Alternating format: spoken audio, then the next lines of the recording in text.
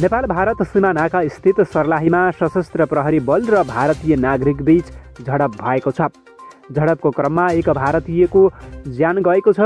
3 सशस्त्र प्रहरीसहित अन्य 2 नागरिक घाइते भएका छन्। झडपको क्रममा मृत्यु भएको पुष्टि गर्दै सशस्त्र प्रहरी बलको प्रदेश नम्बर 2 को छिन्नमस्ता बहिनीका डिआइजी राजु अर्यालले भने, हाम्रा सुरक्षाकर्मीको एसएलआर हतियार खोसेर फ्याँकेपछि झडप भएको हो। भारतीय नागरिक जबरजस्ती नेपाल प्रवेश गर्न लागेपछि झडप भएको हो। सो क्रममा सुरुमा 10 राउन्ड हवाई फायर गरिएको र पछि भारतीय नागरिकले हतियार नै खोसेर भागेपछि गोली चलाउनु परेको सशस्त्रले जनाएको छ। प्रहरीले हतियार लिएर भागेपछि 5 राउन्ड गोली चलाएको थियो। सो क्रममा 1 जनाको मृत्यु भएको छ भने अर्का 1 भारतीयको खुट्टा र अर्काको हातमा गोली लागेको छ। 3 जना घाइते सशस्त्र प्रहरीको मङ्गलवा स्थित अस्पतालमा उपचार भइरहेको छ।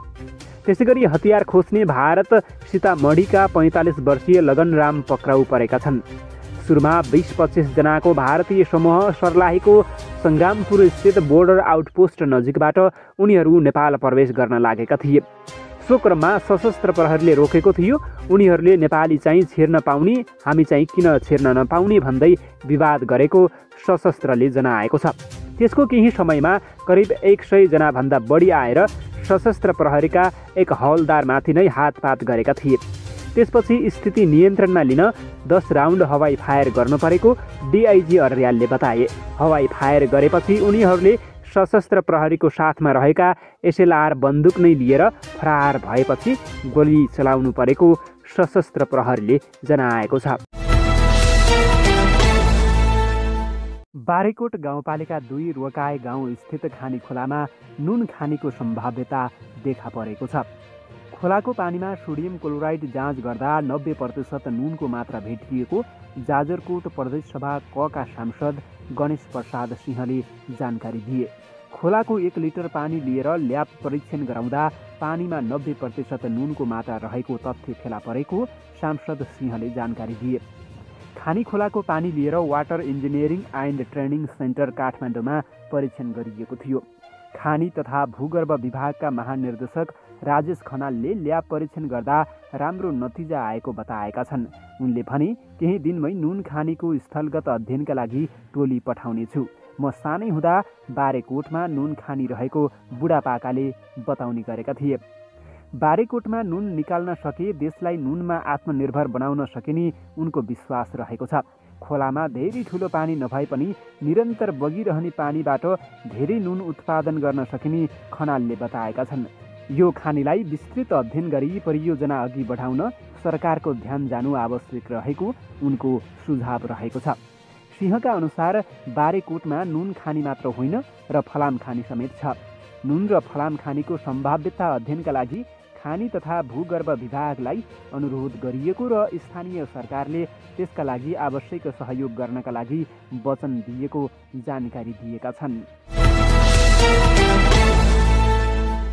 चीनले नेपाली सेनालाई दिने सैन्य सहयोग 50%ले वृद्धि गरेको छ।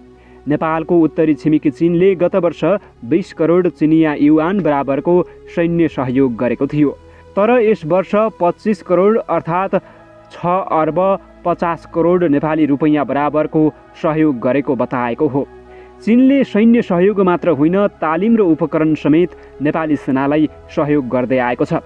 उसँगको सैन्य सहकारीमा समेत वृद्धि भएको जानकारहरू बताउँछन्। चीनले पछिल्लो समय उच्च सैनिक अधिकारीहरूलाई दिने तालिमको सङ्ख्यामा समेत उल्लेख्य वृद्धि गरेको बताइएको छ। सहायक रथी र महासेनानीले उपरथी हुन गर्ने नेसनल डिफेन्स कोर्स एनडीसीको कोटा समेत चीनले 6 वटा पुर्याएको छ। जबकि भारत र अमेरिकाले 2 जनालाई मात्र उक्त अवसर दिने गरेका छन्। नेपाली सेनाका प्रधान सेनापति पूर्णचन्द्र थापासँग चिनिया राजदूत हाउ याङसीले कुरा गर्दै नेपाली सेनासँग सहकार्य गर्न चीन इच्छुक रहेको बताएकी थिइन्। यसले पनि चीन नेपाली सेनालाई स्थिर र भरासिलो शक्तिका रूपमा बुझ्न थालेको देखिन्छ।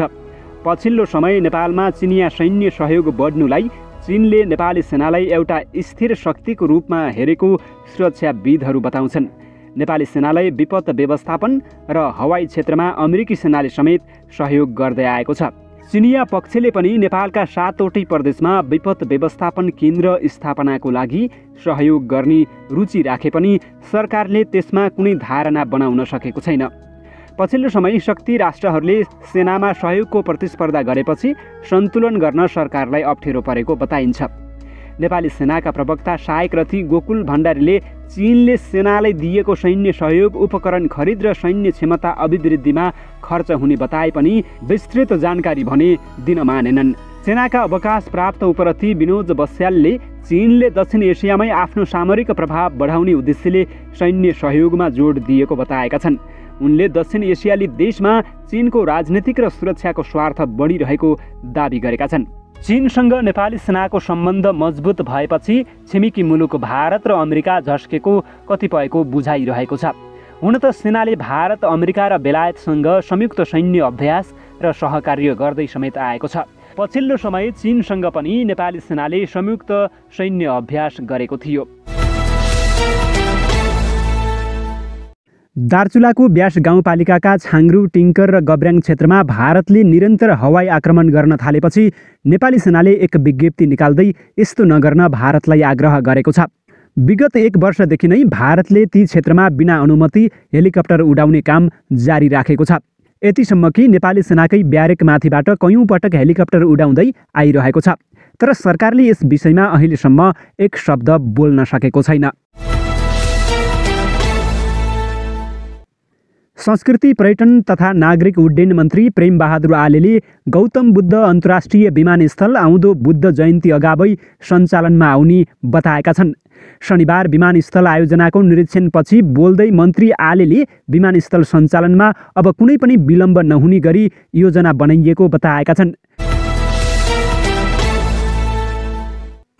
युक्रेनका राष्ट्रपति भलोडिमिर जेलेन्स्कीले तर्साउने काम नगर्न पश्चिमा मुलुकहरूसँग आग्रह गरेका छन्। रुसी सेना आफ्नो सीमामा तैनात भएको अवस्थामा युक्रेनलाई थप तर्साउने काम नगर्न उनले आग्रह गरेका हुन्। दार्चुलामा महाकाली नदी नै थुनिने गरी भारतले बनाइरहेको तटबन्धका बारेमा नेकपा एमाले सरकारको ध्यानाकर्षण गराएको छ। नेकपा एमाले पोलिट ब्युरो सदस्य एवं पूर्व सङ्घीय मामिला तथा सामान्य प्रशासन मन्त्री गणेश सिंह ठगुन्नाले परराष्ट्र मन्त्री नारायण खड्गा मार्फत भारतले जारी राखेको निर्माण रोक्न ध्यानाकर्षण गराएका हुन्। चीनले अमेरिकाको ताइवानसँग राम्रो सम्बन्ध विस्तार हुँदै जानुले कालान्तरमा युद्धको अवस्था आउन सक्ने चेतावनी दिएको छ। अमेरिकाका लागि चिनिया राजदूत किङ गाङले अमेरिकामाथि ताइवानलाई स्वतन्त्रताको लागि उक्साएको आरोप लगाएका छन्। उनले यस किसिमको कार्यले भविष्यमा सैन्य टकरावको जोखिम उत्पन्न हुन सक्ने चेतावनी दिएका छन्। दुई मुलुकबीचको भूभागलाई लिएर विवाद भएपछि नेपाली सेनाले सदरमुकाम दार्चुलाबाट घाँटी बगरमा रहेको करिब 450 मिटरमा अवस्थित अप्ठ्यारो भिरमा सेनाले गोरेटो बाटो बनाउन सफल भएको छ। दार्चुलावासीहरूलाई सदरमुकामबाट जिल्लाको माथिल्लो स्थानमा नेपालकै भूमिमा हिँडेर जान सक्ने अवस्थाको सिर्जना भयो। दार्चुलावासीलाई जिल्लामा तलमाथि पैदल ओहोर दोहोर गर्दा भारतको सीमा पोस्टमा गएर परिचय पत्र देखाउनु पर्ने झन्झट भएन। तर अहिले नेपाली भूमिमा हिँडेर दार्चुलाको माथिल्लो भागमा जान सक्ने अवस्थाको सिर्जना भए पनि सडक सञ्जालले भने कालापानी, लिपुलेक र लिम्पियाधुरा क्षेत्रलाई छोएको छैन। त्यसैले नेपालीहरू दार्चुलाको तल्लो स्थानबाट सामग्री लिएर वा बिरामी परेर टिङ्कर भन्ज्याङ क्षेत्रमा जाँदा काली नदी पारी भारतको सडक मार्ग प्रयोग गर्नुपर्ने बाध्यता रहेको छ। त्यसैलाई मध्यनजर गरेर सरकारले 87 किलोमिटरको दार्चुला टिङ्कर सडक खण्डको निर्माणलाई यसै आर्थिक वर्षदेखि अगाडि बढाउने भएको छ। प्रधान सेनापति प्रभुराम शर्माले यसअघि सेनाले घाँटी बगर इलाकाको गोरेटो बाटो सम्पन्न गरे पनि अहिले भने अर्कै बाटो हुँदै सडक निर्माण गर्न लागेको बताएका छन्। सडक निर्माणको लागि सेनाले सुनसेरा र दुम्लिङमा गरी 2वटा क्याम्प राख्नका लागि ठाउँ हेरिसकेको छ। यसका लागि काठमाडौँबाट सेनाको विकास निर्माण निर्देशनालयको करिब 100 जनाको सैनिक टोली दार्चुला गएर बसिसकेको छ। ती टोलीमा इन्जिनियरदेखि ट्रक, एक्सकाभेटर लगायत अन्य आवश्यक सामग्री प्रयोग गर्नेहरू रहेको प्रवक्ता पौडेलले जानकारी दिए। आवश्यकता अनुसार सेनाको टोली क्याम्पमा रहनेछन्। प्रवक्ता पौडेलले भने सेनाले खनेको गोरेटो बाटो र अब खन्न लागेको सडक खण्ड भने फरक भूभाग भएर जान्छ।